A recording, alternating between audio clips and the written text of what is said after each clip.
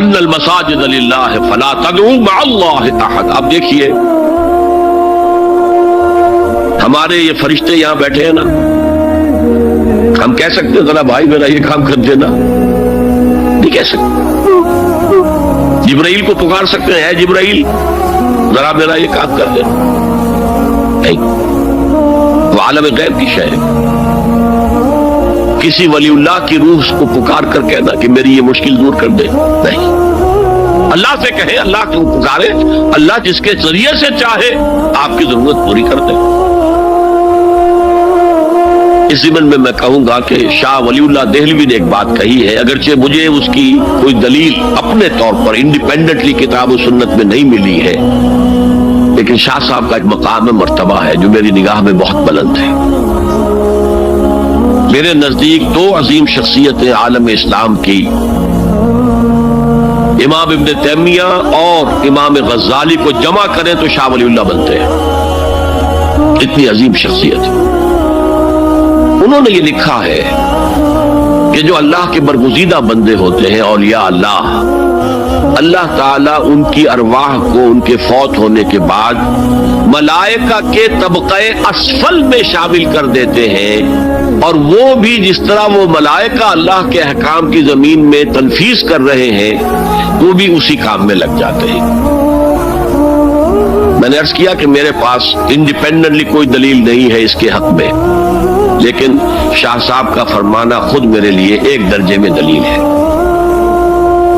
لیکن یہاں ایک تو یہ نوٹ کرنے کا، ملائکہ کا طبقہ اسفل، ملائکہ کا سب سے نچلا طبقہ، اور اللہ کے حکم کی تنفیذ کرتے ہیں تو فرشتے کر رہے ہیں، وہ بھی ہو، ہمیں اس سے کیا غرض ہے؟ ہم نہ فرشتے کو پکار سکتے ہیں اور نہ کسی ولی اللہ کو پکار سکتے ہیں۔ پکارو اللہ کو۔ قال ربکم ادعونی استجب لکم ان الذین یستکبرون عن عبادتی سیدخلون جہنم داخرین۔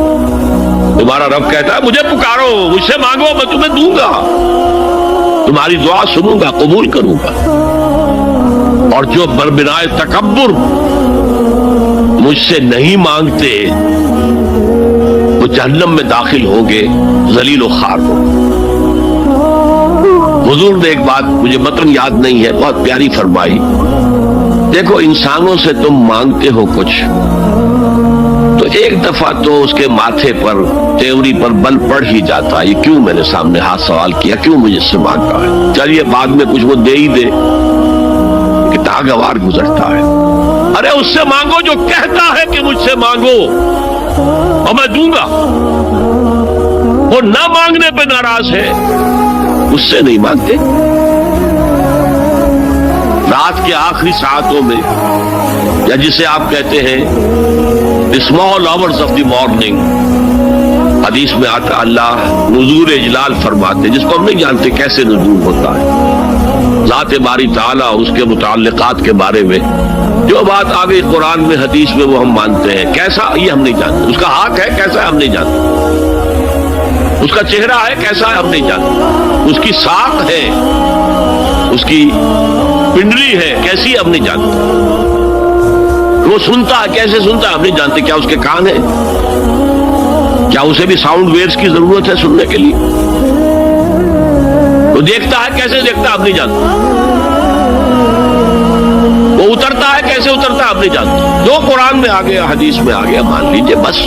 باقی یہ متشابہات میں سے ہے، اس کی کھود کرید میں پڑو گے تو فتنے میں مبتلا ہو جائے، ابتغاء الفتنة وابتغاء تاویلہ۔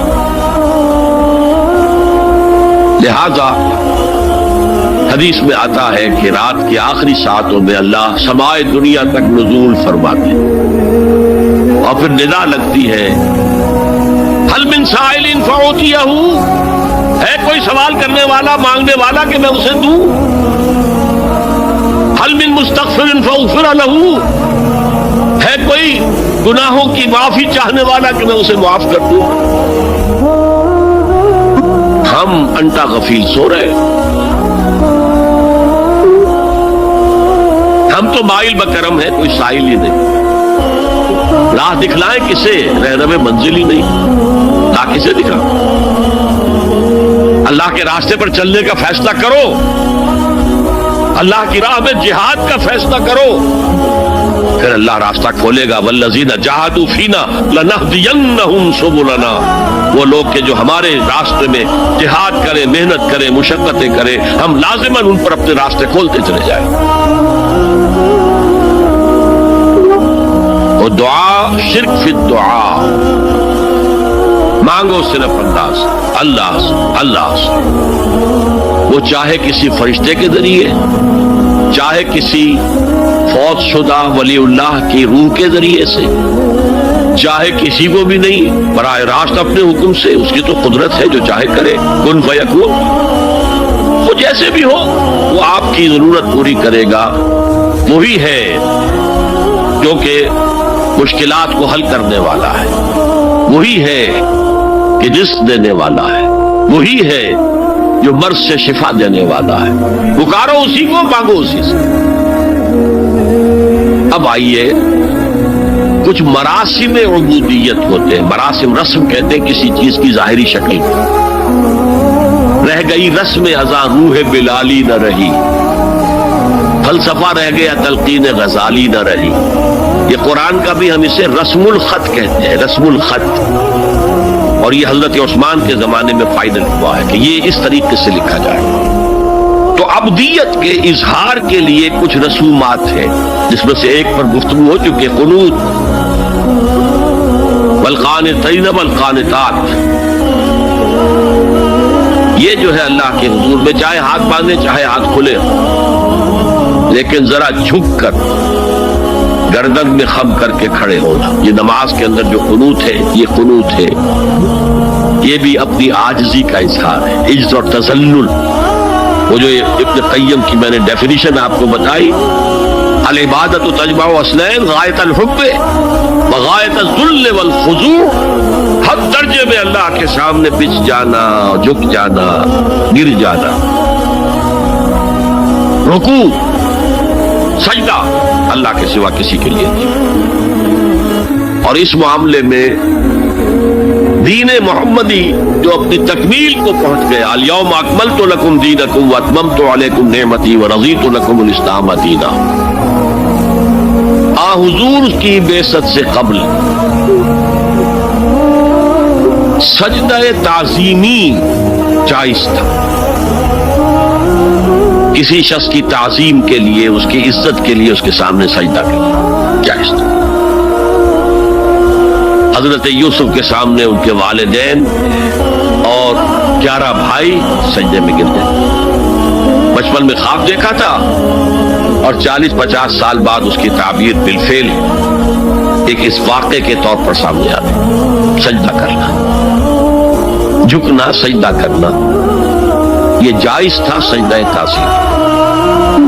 حضور پر شریعت مکمل، توحید مکمل، اب ہر نوع کا سجدہ حرام مطلق ہے سوائے اللہ کی کسی کو۔ ہمارے مسلمانوں نے بھی اپنے دور ملوکیت میں سجدہ تعظیمی شروع کرا، عدالت کے اندر بادشاہ کے دربار میں جا رہے ہیں تو سجدہ، سر جھکا کر رکوع کی حالت، یا آپ کے پڑوس میں